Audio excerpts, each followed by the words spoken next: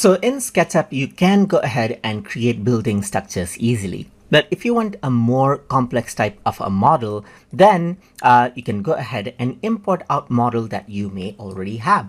So to import out the model, you can go around over here onto the file menu, and here you can see that import is an option. Go around over here onto import, and then over here you can see that you can navigate to the folder where you have the model that you want to import. So SketchUp supports many different types of models, as you can see right here, like it supports 3ds files, AutoCAD files right here, even images right here. As you can see, you can go ahead and import it out right here. But I have the stable DLV file, so I'm just going to go ahead and import it out. And you can see that it gets imported just like this.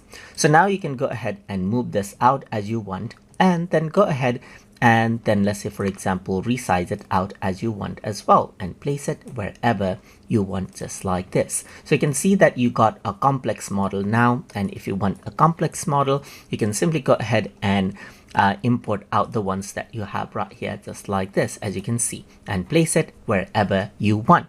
And that is how you can import out 3D models as you want inside of SketchUp. So I hope you guys learned something as always. And as always, please like, comment, share, and subscribe.